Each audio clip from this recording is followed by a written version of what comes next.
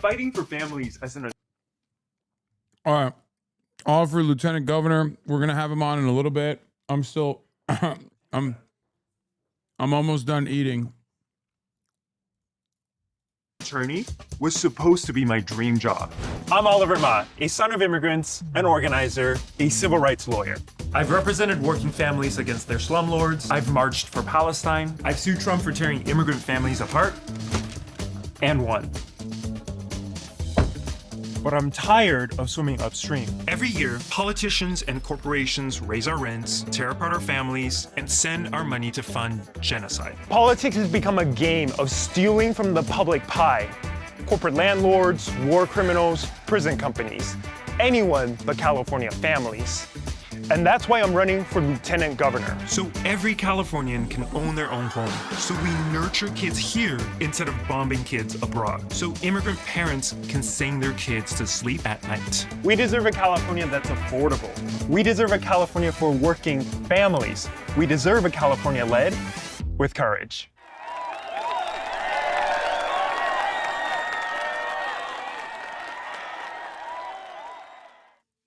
CNN's Harry Anton is running the numbers on this one for us. Harry, what's your take? Okay. I like that was a campaign ad, and there are still chatters in here being like, "Who is this guy, bro?" It's like literally listen to the words that are coming out of his mouth, but you can also listen to him in person now because he's in the building. I'm gonna clean up real quick, but. Oliver Ma running for lieutenant governor in the state of California. He's here. He was staring at me eating for like the last 10 minutes. He came earlier. He was supposed to be here at 4 p.m. but he was early. Hold on. Is there a chair? Oh, there is. All right, come in. And you can say what up to the people. Nice to meet you. And I'm gonna go pee real quick. So I'll leave you alone with them. I'm gonna leave you alone with them. It's I'm throwing you into the frying pan. I'm gonna give you guys a tour of his house. Yeah, and you can answer their questions. It's really fast though. Oh my god. The chat is really fast. I trust you so much. You are so trustworthy that I'm giving you the mouse. You can just like scroll up and then stop. All right. Stop the chat if you wanna say something to him. I gotta pee real quick. Sorry. I see a lot of dogs. Oh my god. So many dogs. Nice to meet you. Guys, it's crazy how much Hasan eats. I just saw there's like 2 whole trays. That's his one meal of the day. He only eats once? He just fasts and then eats. That's his one meal. He doesn't have dinner? Not usually. Sometimes he'll have like a little snack, but that's like his big meal of the day. Oh my god. That was insane. All right, let's see what the chat's saying. He do be eating. Yeah, he does. Call out his fat ass. What does a lieutenant governor do at Hasan Abi? Well, you're going to find out. He doesn't do Ramadan. Oh my God.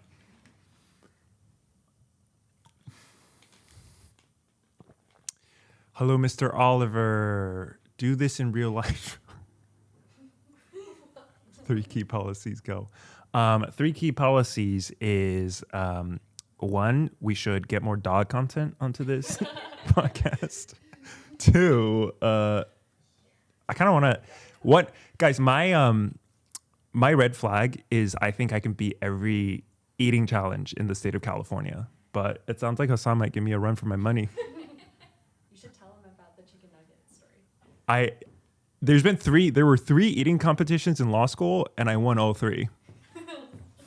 Are you an eater? I am, but I just know how much you eat. Yeah, that's my one meal a day.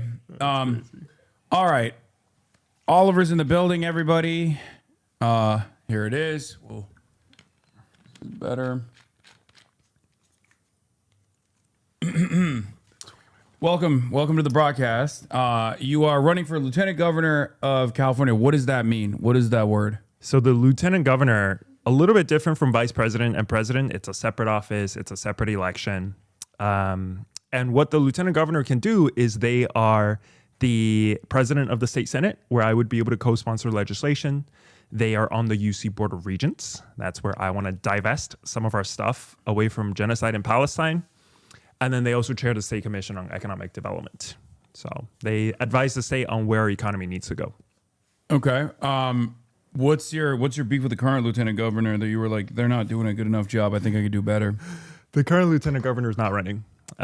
She's doing a switch with the current California state treasurer. So treasurer is running for governor, lieutenant governor is running for treasurer. But I do have beef with both of them. So I have a beef with who are most your of them. ops? Let's take a look.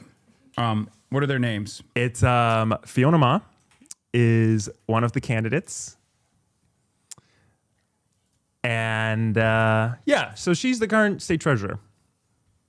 What has she done as the current state treasurer that you don't think is appropriate? Like that you have issues with that you're like, we need a different vision for California. She is very moderate. She's also harassed one of her employees, and the state of California had to pay out $350,000 for her, which I don't like. Okay.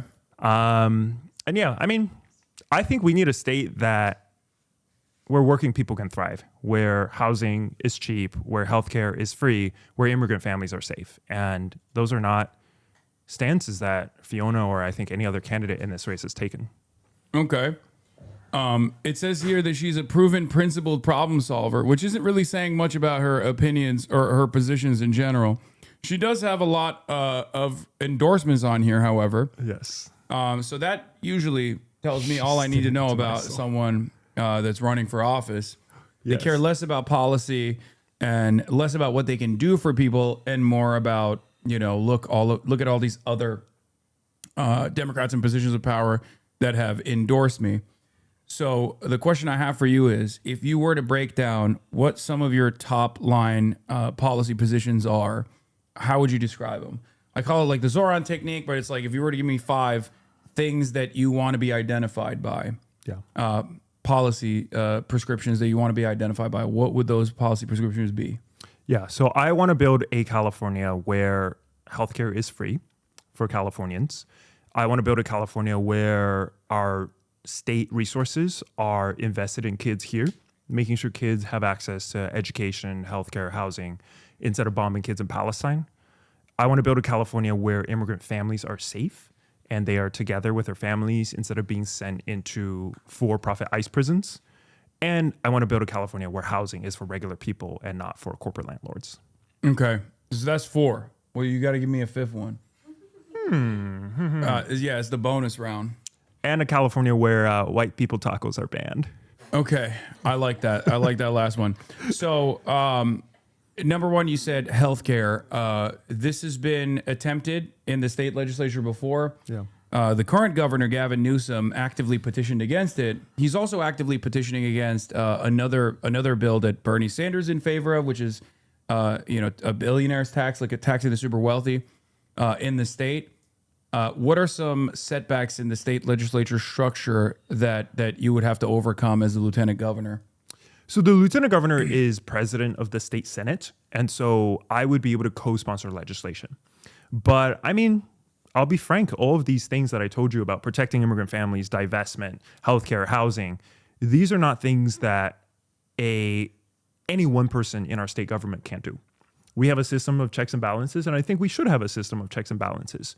But what's really important for our race is building a power structure, a legacy that's not about my campaign, one that will keep on electing other socialists into office. Yeah. Right. We saw in New York with Zoran, they trained 100,000 volunteers in their campaign. And now that he's mayor, these folks are going around staffing rapid response networks, tenant unions, helping other progressives. We want to do the same thing in California so that when progressives who don't take corporate money run for office, they start 2 steps ahead instead of 2 steps behind.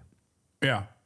So you want to build a more robust movement that will apply pressure to people who are setting hurdles against this legislative agenda that you have. Yes. Okay. So that's on the healthcare front. You just mentioned socialism. You are the first statewide candidate for any position that has been endorsed by DSA In history. in California. What's your experience and background with the DSA? Yeah, so I was born in Beijing. I was born in China. And China's a socialist country. And the power and the role that capitalism has in our country has always been really strange to me. It's really felt really wrong. And so, I came to the U.S. when I was 7, grew up as an immigrant. There was one time where my grandma was picked up by federal agents, and that really set me on my path. And I came to the ACLU to work as a civil rights lawyer. Got involved with the Democratic Socialists chapter in Kern County, which does exist in Kern County. It's not as red as you think. And so once we launched the race, we were in close contact with some of my comrades in DSA, and eventually we got their endorsement. That's cool. Don't read the chat, by the way. I don't think it's a smart thing to do. Okay, so I'll just look at you. Don't look at chat. They're asking you what your thoughts are on the white Chinese movement, which I may or may not be a part of. I have heard about that. You have heard? Are yes. you a part of the movement? I'm some might say I am the movement. Talk to me in Mandarin. Which is like me and I can't. I don't. Oh. I'm getting there. This is like Okay. It's more so about vibes in general. Can I teach you some Mandarin today? Sure. What do you want to know? Dude, you're cooking yourself with this right now. I'm just letting you know. I rarely ever bring up China when I'm talking to electeds or people who are running for office, because I don't know if the broad American population. I feel like they're gonna say that about you. They're gonna be like, oh, he was born in Beijing. He's Chinese. Like, what do you have to say to people that would attack you that way? I'm gonna grab a drink while you do that. Yeah, I mean, I was always growing up, there were times where I was ashamed of being Chinese, and it's something that I came to terms with and really saw that the problems that I faced growing up are not my fault. It's not the fault of my community. It's not the fault of being Chinese. It's the structural racism that we have in this country. So I don't mind talking and being really straightforward about my heritage in China. I think the Chinese government does a lot of things that I don't agree with, but it also does a lot of great things. You know, I grew up when I was living in China, in public housing. My grandma worked as a school teacher, and she got a really nice apartment in the middle of Beijing as a result of that. So I grew up on the 23rd story of her apartment building in this really nice government-owned public housing unit. Yeah. And I wish we had that here. Okay. I mean, I agree with you 100%. And I wish more elected representatives, people who are running for office would be more open about this idea that public housing or socialized housing is actually not terrifying. I usually shy away from, again, using China as an example, and instead we'll use white countries as an example, because you just got to work within you got to work with the audience you have, unfortunately. And this has been done in many other places. Vienna is obviously a great example of this. Red Vienna is 65% public housing.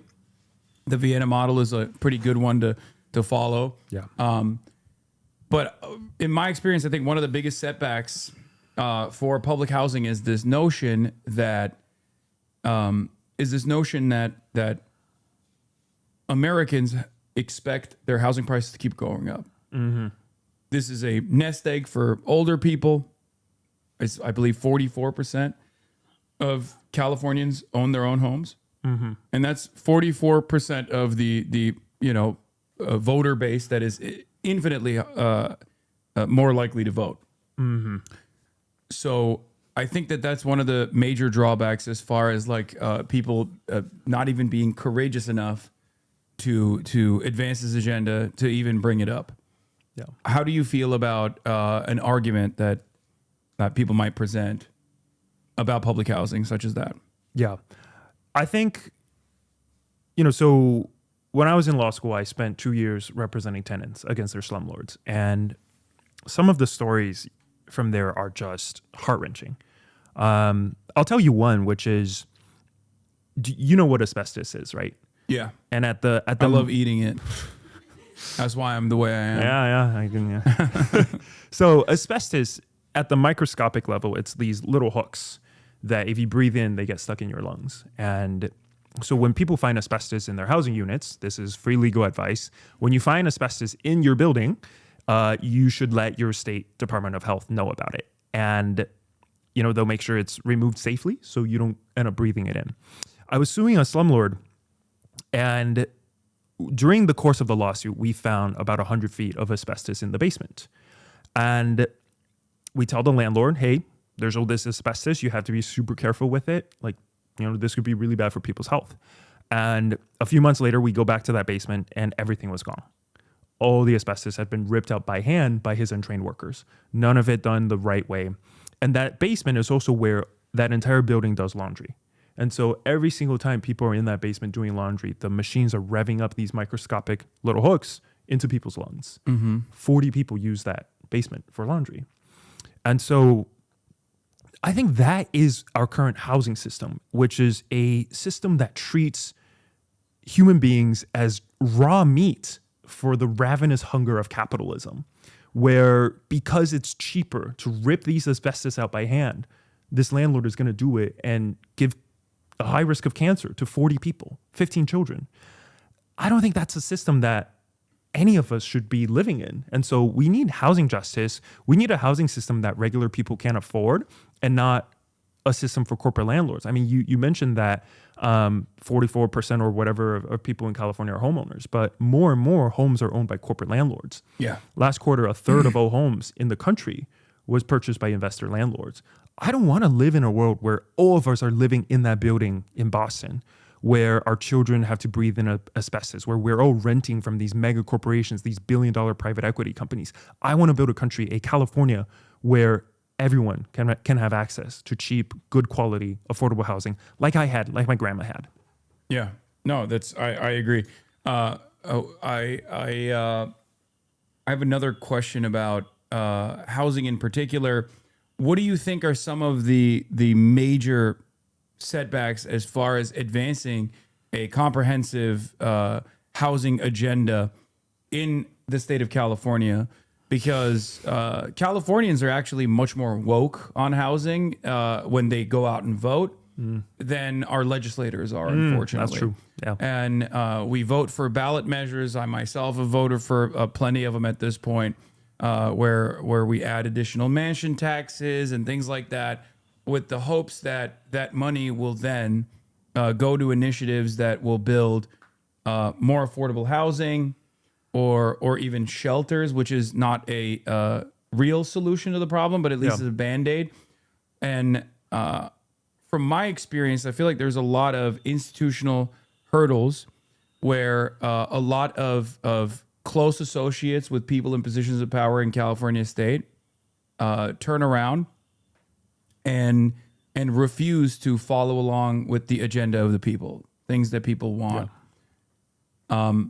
How do you plan on addressing that problem as the lieutenant governor? I think that's part of a broader problem we have in our politics, which is anytime the government is tasked with doing something, it typically doesn't get done well, except when it's brutalizing our communities like ICE is doing, which maybe they're not doing well either. But one big thing for me is getting corruption out of our politics, because I think the Democratic Party, their entire pitch to voters is government is going to solve your problems. But when your politics is so corrupt and your party is so corrupt that any policy that you end up implementing, it's so watered down. And in fact, they're probably meant to benefit the people who gave you campaign contributions, and you can't deliver for people. That is why you keep losing, right? We can point to the high-speed rail. We can point to, I'll meet Republicans who say, I want people to have affordable housing, healthcare, and education, but I don't trust our government to get it done. Mm-hmm. And I feel the same way. I totally see where they're coming from with the corruption in our government. And so I think to address all of these issues, it's not just about the corporate landlords. It's not just about building more housing, right? It's not just about shutting down these for-profit ICE prisons. It's not just about divesting from Israel. All of these issues are connected with the corruption in our politics, and we need to build a new system where candidates who actually help people, who want to serve the people, can win, take office, and build a California that works for everybody. What's your approach to taxing the rich?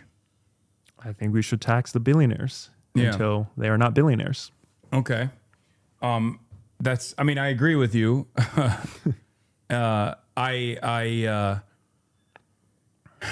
Hopefully, one day. We were talking about the actions against ICE in general and making this a safer place for our migrant neighbors. What are some initiatives that you foresee you could potentially push for as the leader of the Senate? Yeah, so I'm a civil rights lawyer. I am often in these immigration detention centers. And so much of the reason these things are happening is because ICE is a money laundering scheme. I'll meet people inside, right, who, I'll tell you a story. So I work in Bakersfield in the Central Valley with farm workers. And the very first immigration raid in the entire country under Trump was in Bakersfield. They came more than a year ago in January, and they rounded up hundreds of farm workers. That morning, I'm a volunteer with the Rapid Response Network. That morning, we get a call, and they say there's this little girl in a field by herself. And so we're like, that's weird. Why is she in a car in the field by herself? So we sent a team out to investigate.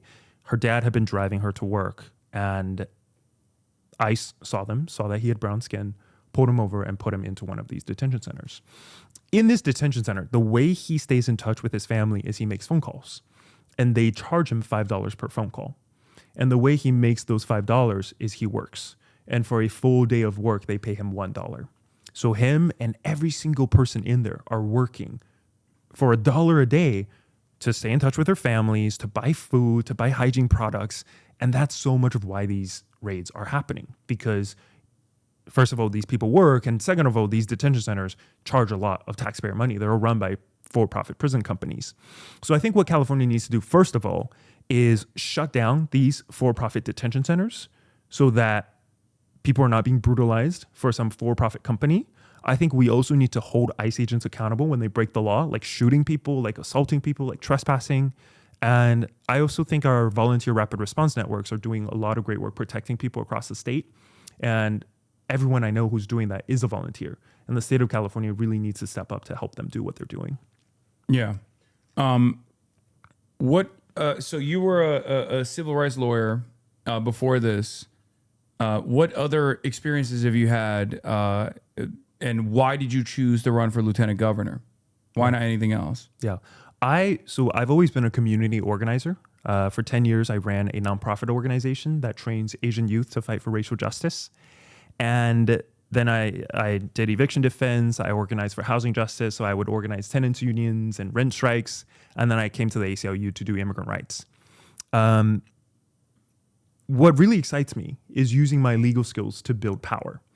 I never want to be the kind of attorney who helicopters into a community and just says, I'm a hero, I'm here to save things, and then I leave and make things worse. I always want to use my legal skills to build power. And for a long time, that was the ACLU, and that was very attractive to me. But with these ICE raids, so when the raids began in California, we file our lawsuits. And we actually win. So in April, we got an injunction in federal court ordering the Trump administration to stop with the immigration raids in the Central Valley. And in July, we won a similar victory protecting Southern California. But what was really noticeable to me was the Trump administration didn't care. They kept the raids going. For them, an order from a judge was just like a sheet of paper. And it really showed me that what the courts can do is so limited when it comes to protecting us, and California needs to step up. And so that's why I'm running. Yeah. What are some legal mechanisms of defense that your background as a civil rights attorney allows you to expand on that you could potentially pursue? Because like we're talking about building a consensus, right? There are gonna be a lot of people in the state that will oppose your agenda, oppose your vision. Let's say you build this consensus, and you have people pressuring their own state legislatures, for example, and like what are some of the ways in which you could push back against the Trump administration at a time when, let's say, they want to occupy the streets of Los Angeles as they have done so to Minneapolis? For me, the law and politics are not the end goal. They are always an avenue to build power. So yes, I am an attorney. I do have that experience. I do think California should be doing more in the courts to fight back against Trump. But that is not how we're going to change things structurally. Because when you win in the court system, it can just be reversed like that. I mean, we saw with Roe versus Wade. And even when you win and you pass a law, it could just be repealed. Obamacare is, always being put on the chopping block, and this year lost a lot of its funding. So I think the kind of victory that really sticks is changing people's hearts and minds. And so, yes, I think California should file more lawsuits. I think we need to pass more laws, but I really want to use my position and my campaign and my role as lieutenant governor to change people's hearts and minds and change the way people think about capitalism, change the way people feel about immigrants, change the way people feel about our politics so that we have actually long-term structural change. And it's not just me, right? It's building into a movement that so many people and so many organizations have worked on for so long. Okay. What's your plan of action as far as getting the word out? I mean, even before we get to that, actually, because we're talking about what happens when you become lieutenant governor. But let's talk about how you plan to become lieutenant governor. Yeah. I don't know what the internal polling looks like. I'll be honest. The lieutenant governor's race is not one that I was paying close attention to in the state of California. Many people don't even know that there is a separate race for a lieutenant governor as opposed to the governor. People love asking us who our running mate is, and we don't have one. Yeah. And there probably would be friction as well between the lieutenant governor and the governor. Has that happened in California at times? We've had a Democrat as governor and a Republican as lieutenant governor. And California's constitution has it so when the governor leaves the state, the lieutenant governor becomes the acting governor. And so this Republican would sign legislation and appoint judges and do all sorts of stuff. So there has been tension. Mm-hmm. Okay. And so what's your plan of attack for winning the election? Yeah, good question. Maybe I should get my finance director or campaign manager here. No, so this past week we had two really good breakthroughs. Number one, we got the California DSA endorsement statewide. First time in history they've endorsed somebody. First time since Bernie Sanders in 2020 that they've endorsed somebody. First time in history they've endorsed somebody for statewide office, which we're really happy about. And then this past weekend, we were up in San Francisco for the California Democratic Party convention. And, there are some career politicians in this race with decades of time in politics. And so we really thought they would endorse one of these corporate Democrats who have been in politics for so long. Yeah. And they actually decided not to endorse anybody. Why do you think that's the case? I think the hold that these corporate Democrats have over the party has really weakened in the last few years, especially after 2023, 2024 with Palestine. And so they voted not to endorse anybody. For us, that means the race is wide open. And when it comes to grassroots support, we are bigger than every other campaign in this race combined. We have thousands of volunteers registered with the campaign.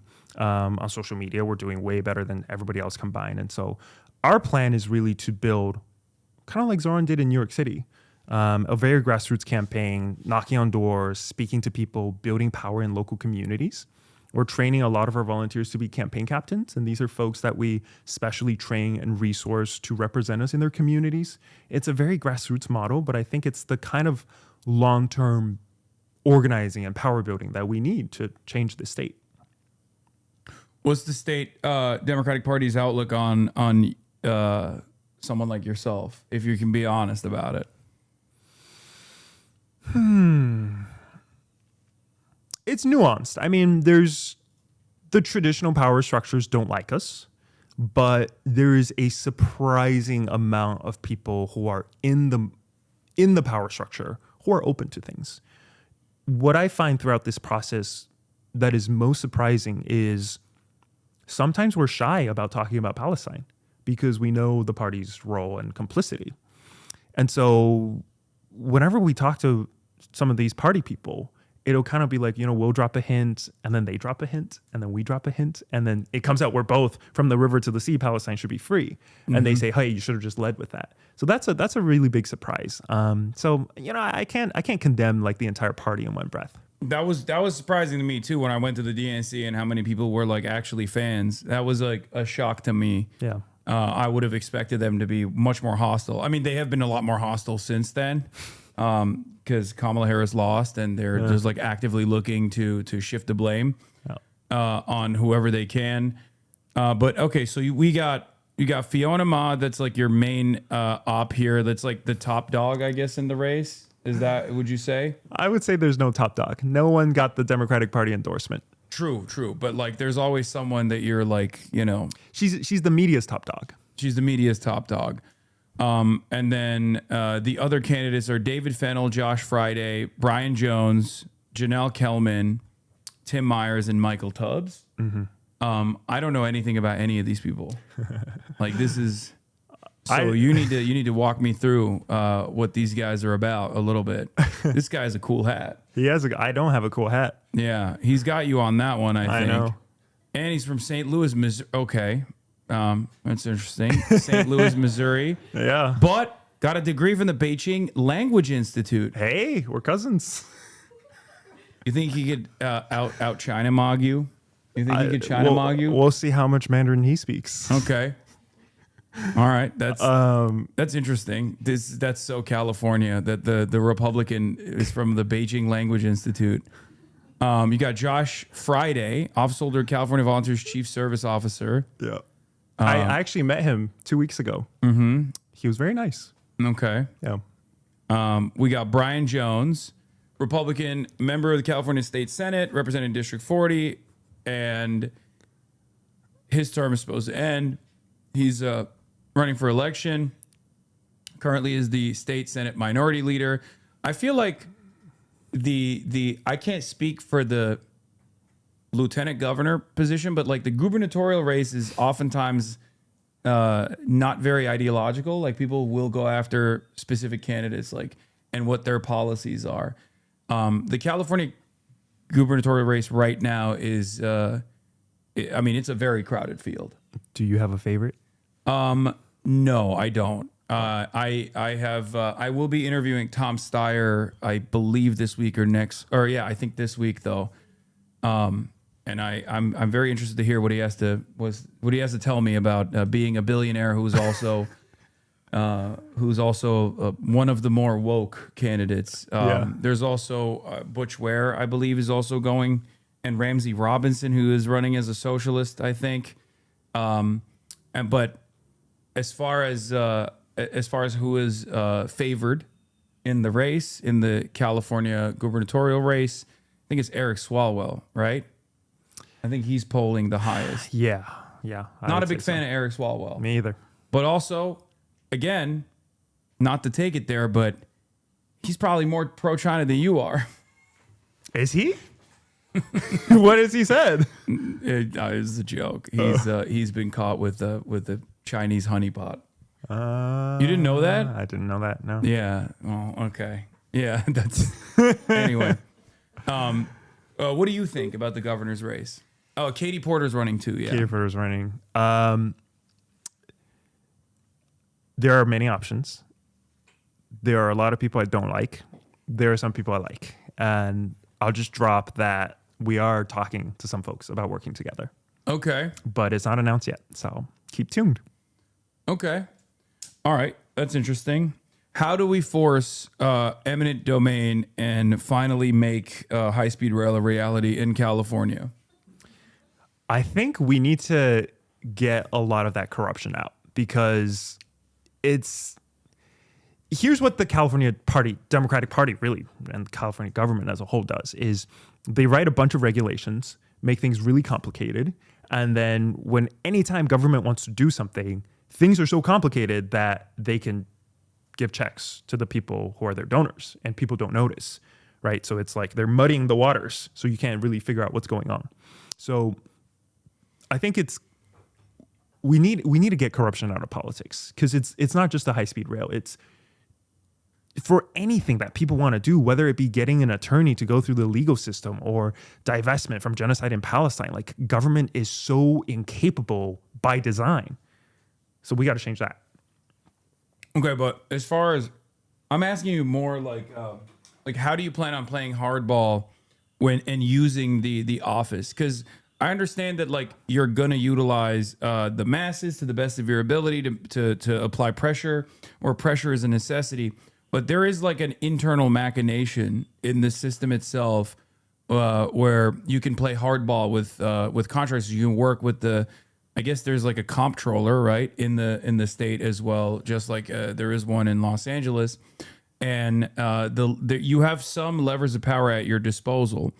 Like, do you have a comprehensive agenda on how you would utilize this position to basically force out some of the more corrupt people that have benefited from the current system?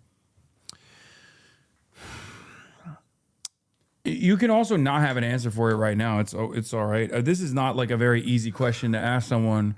Yeah. So I understand that. I think,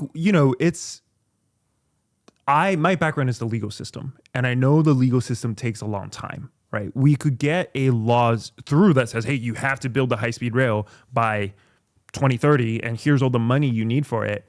And different interest groups can file laws and delay that by 15 years. So I wish there were I could promise you, hey, I'm going to do this thing and the high-speed rail will be done by 2030. Mm-hmm. But I think it really takes a complete restructuring of our system. Okay, but what have you thought about lying and being like, yeah, I'm going to get it done by, you could be like, I'm Chinese. What do you know about China? High-speed rail, 50,000 kilometers. China would be able to do that in a year, 6 months. Like you could do like a competitive angle. You could be like, why are these guys stealing our lunch money? Like, they're cooking us on the high-speed rail approach.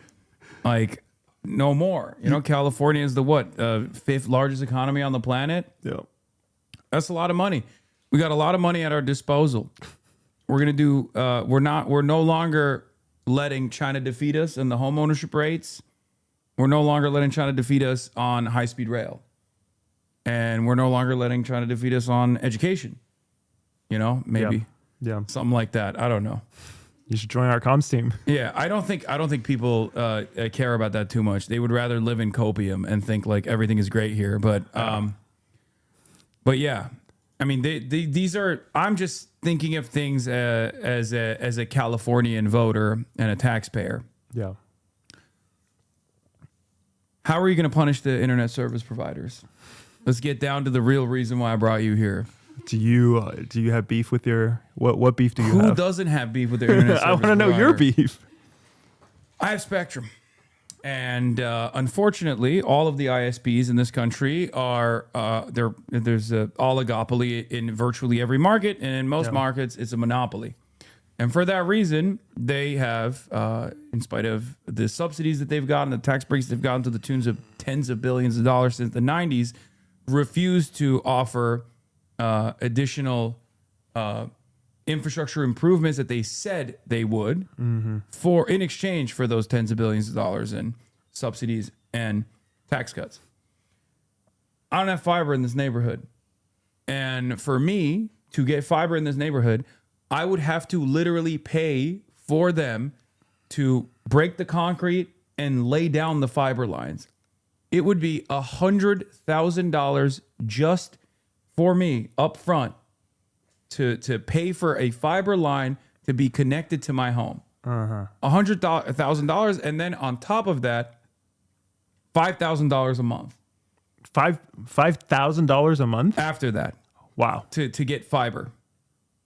That's insane. Guys, you got to donate to the stream. No, it's not happening regardless. That's on principle. I refuse to do it. Okay. Because that's insane. Yep. They should do it. What the fuck, right? And because there is no alternative, there's no actual like competitor that has fiber. Yeah. Because the same applies to the competition as well. There's only two that I can work with: AT&T or Spectrum, and neither of which offer fiber, even though there are fiber lines around. How do we get the municipal internet? Similar to like the Tennessee Valley Authority, Chattanooga has one of the best internet service providers in the nation. Yeah. Have you thought about public utilities at all? Yes. So I'm a huge fan of making these things public because, when we turn on the water, right, we typically, that's less and less the case, but we typically expect it to be drinkable and we expect it to be pretty affordable. Same thing with the power. And these things exist because we have invested in the infrastructure. Government has invested in the infrastructure. With the water, it's the reservoirs and, the dams and all of these things. And with power, it's, our power grid and the different renewable energies and non-renewable energies that we have in this state. I think we need the same thing for housing, for example, and I think we should have the same thing for utilities. Things should not only be provided because a company can make money from that. Because what that does is, first of all, a lot of people don't get access to that. And number two, when you do get access to it, it's really shitty because they're trying to nickel and dime you and trying to dare you to sue them, which you're going to have a really hard time doing as a single person. And so I think the government really has to step in and provide, in some cases, a public option. In other cases, I think the government should just provide that thing like healthcare. You're going to win over the gamers with that one. The healthcare or the internet? No, not healthcare. Gamers don't want healthcare. Good, but public broadband, public fiber, oof, that's an easy one. People are gonna lose all their excuse with what the lag. What are your speaking of utilities? PG&E is a behemoth in this state, and they have also time and time again refused to update their infrastructure, and because their infrastructure is not hardened enough to deal with the anthropogenic climate change brought about wildfires and things of that nature. There are wildfires in the state. They're oftentimes very deadly. How do we tackle PG&E in this state? Yeah, I have a friend who worked at PG&E after college, and every time we talked to him, he would say, "I'm probably going to lose my job soon because we are completely bankrupt." Mm-hmm. He actually worked there for like 2 years. But what we've done with PG&E is we've carved out a swath of California for them and said, you get to have a monopoly over this area. And then they're not gonna provide you good service. They're not gonna make it fire safe because they have a monopoly and they're too big for you to actually hold them accountable. They've burned down so much of California. They've been bankrupt for almost a decade now, and they're still in business because there's no alternative to them. And so what we need to do is to do an alternative to PG&E, put them out of business as they should be, and actually provide good quality power that doesn't burn the state down. Okay.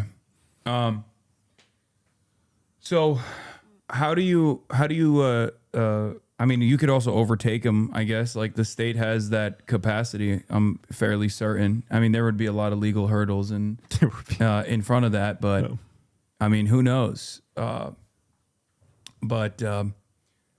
Okay, so you're in favor of taking out PG&E from continuously burning down the state every year. I don't like the state burning down. Yeah, I like that. As far as housing initiatives goes, let's talk a little bit more about that. So you've talked about corruption and people not having a lot of trust in the state, not having a lot of trust in the government. How do you feel like you could fix the housing crisis in the state of California, which is leading to a lot of homelessness here? Yeah, and it's so much more than just homelessness because so many people are paying so much of their income on housing that you're not able to invest in your local communities. You're not spending it at your local small businesses. So it's really holding back our entire state. And there's 3 things that we really want to do. The first is, of course, building more, which I do think we need to do, but it cannot be the kind of building that the real estate developers want, which is luxury condos that take up the space of 5 affordable units. Because when you let them have their way, that actually decreases the amount of space we have for affordable housing. So I think we need to build more, but it has to be affordable. Number two, we need to protect tenants better because, I've represented these folks, and having good legal protection for tenants will do so much to addressing our state's housing crisis and the amount of unhoused people we have in our state. And lastly, which is something that I think really gets under talked about, is who actually owns the housing. Because too much of the housing in our state is owned by these corporate landlords, these investor landlords. And of course, regular people, young people, working families are never going to be able to compete against a billion-dollar private equity company when it comes to buying a home. And so these companies are buying up entire neighborhoods, outbidding regular people, and then charging them whatever they want on rent. And that is such a core component of our housing crisis. And so what we want to do is, I wish we could just say ban the corporate landlords, and that's what I want to do. But legally, when you do something like that, you have to compensate them for that property. And so I think what California should go about doing, that my campaign is proposing, is a property tax penalty for homes that are owned by these corporate landlords, and use the proceeds of that tax to help first-time home buyers buy homes. Okay. Yeah, okay. I mean, that's one aspect of it, but like the bubble that has developed around housing, it needs to, at some point, I don't want to say pop, but it kind of does need to, the housing market needs to deflate a little bit. One of the only effective ways of doing that is either creating a market competitor in the hands of the state, or is by, I guess, opening up alternatives in terms of new developments. Many of the new developments, however, unfortunately, are luxury condominiums and things of that nature that aren't affordable alternatives, and that sometimes actually ends up increasing the existing of the available inventory of housing and their prices as well. Because now you're in a more expensive real estate market because there's a nice luxury condominium right there. What is your solution as far as like increasing the amount of availability for housing? Well, for housing, I think we need to build more, right? So there was a California law that recently passed that got watered down quite a bit, that kind of deregulates a lot of building around public transportation centers. I think we should have that statewide. But on your earlier point about this bubble,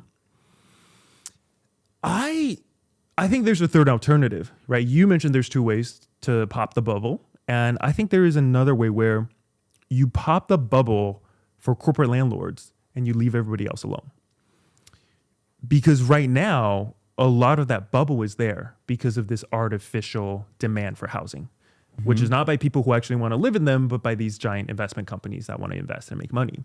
And so by targeting the corporate landlords who own that, you can kind of pop the bubble of the corporate landlords, leave the people who, invested their whole lives and who saved up to buy their homes, leave them alone, target the corporate landlords and the housing they own, pop that bubble, and make those stock, which is hundreds of thousands of homes in California, affordable for people. Everybody else gets left alone. What do you think about a land tax or a vacancy tax? I support a vacancy tax. What about Airbnb? I think they should probably be banned, but I want to do more research on that. Okay. All right. That's cool. Changing corporate law to disallow corporations' right to own residential property wouldn't be a taking subject to recompense. They can and will sell the properties off prior to enforcement of the law. Okay, well then they're no longer corporate owned, right? I don't think that's quite how the law works, but you would know better than this chatter, I assume. I appreciate the creativity. Okay. Is there any way to stop property owners from blocking out renters by impossible credit checks legally? Is there any way to stop? Now they're asking you just about like now they're asking me questions in Chinese. Yeah. I didn't understand the question. Airbnb is hard. No, well they do credit checks before you rent on properties. Yes. And the chatter is saying like, is there a way to force landlords not to do credit checks before you go to rent a property? There are alternative ways of doing a check to make sure that you're like going to be a responsible renter. I believe like they can look at your income, for example. Yeah. Instead of doing a credit check. So yeah, I'll just say, yeah, credit checks, they make access to housing really hard for people who are marginalized backgrounds, typically black and brown people. I represented this tenant who is black, his family's black, and we were negotiating a move out agreement for him where he gets a chunk of money from the landlord and he moves out and gets a new apartment. And I thought, okay, like we'll give him, he's getting a lot of money. We'll give him like 3 months in the agreement and he should be able to find a new place because he has the money for a security deposit and all this stuff, right? And my supervisor was like, no, he's going to need way more than 3 months. And we actually ended up writing 9 months into his agreement and he used up the full 9 months because there's so much discrimination but based on race, based on the fact that he's on a housing voucher, based on his credit score, that it was super tough for him and his family. Yeah. All right. Last question I have for you, and thank you so much for taking the time out. Yeah. And coming on the broadcast. What can my community do for you? Like, what are you? What are some areas of need for you right now on your campaign? There's 2 really good ways folks can help. The first is our volunteers. We have trained thousands of volunteers with this campaign, and we're really passionate about training people not to tell my story and not to elevate this campaign, but training them to build power. And so our trainings are on things like your rights against ICE, how to organize your community, how to tell stories. Our goal really is to leave behind a legacy of thousands of people who can keep on fighting for the kind of change that we need in this state. So if you either live in California or don't live in California, there are so many ways for you to get involved. Especially we need campaign captains who are the people that we give a specific community ownership over. And their job is to represent us in that community. So that's one way. Number 2 is fundraising. And we are completely grassroots funded. We're not taking any money from corporations. And we've fundraised quite a bit, hundreds of thousands of dollars from regular people. But on the other side, there's the housing lobby, there's the Israeli lobby, there's, all of these developers and the for-profit prisons. And so we do need more resources to fight back. What makes our spending so different is we're not hiring an army of consultants the way that most campaigns do, the way that Kamala wasted $1 billion on. Mm-hmm. Our resources all gets invested back into the community, training our volunteers, the thousands of volunteers we have on the campaign. And so if a grassroots donation feels right for you, then that'll really help us be loud in fighting for justice. But you're still going to get TV ads, right? I don't think we need to. Okay. On social media, we're getting millions of views every single week, and TV ads are exceptionally expensive, especially because all the governor candidates are going to be spending in that same market. Mm-hmm. I don't know. Maybe it's different for the lieutenant governor race. Usually, maybe there's like not as much attention to it as there is for the gubernatorial race and all these other races that are happening. But you have internal pollsters, like you have people that you're paying for polling? We haven't done any polling. No. Okay. Are there polls out there of this race at all? There hasn't been any public polls, or not public, like publicly funded polls. It's all polls that individual candidates pay for.